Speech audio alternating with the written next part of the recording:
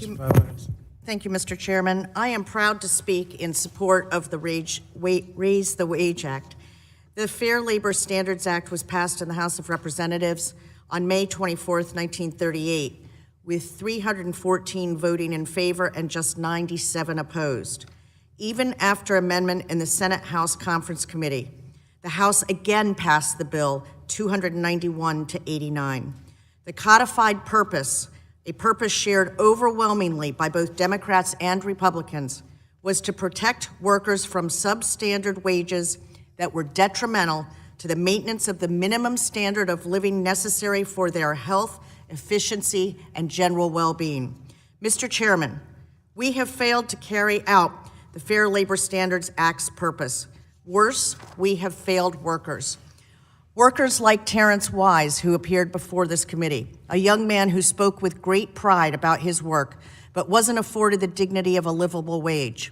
A young man who, despite working multiple jobs, lived out of a van with his fiancée and 3 daughters and felt the shame of dressing his children in a parking lot rather than in the privacy of their own home. You could hear it in his voice. He wanted to break the generational poverty that had enveloped his family. We need to stand with him in this fight for his dignity and for the dignity of workers across our country. Let's not fail Mr. Wise today. Sadly, my state, Pennsylvania, is one of 22 states that have not enacted legislation to set a floor greater than the current $7.25 an hour national level.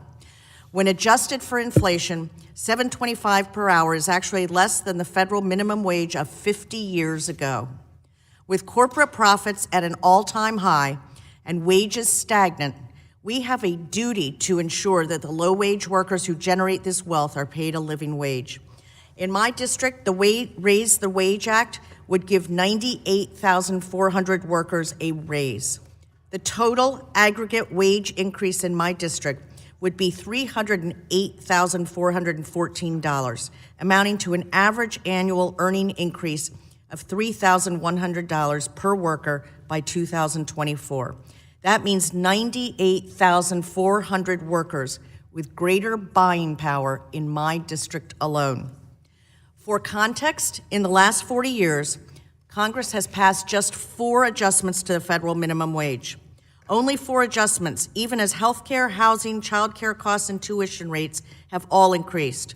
During that same 40-year period, Congress has voted themselves approximately 20 raises, and through many of its policies, has voted corporate executives and donors even more substantial raises.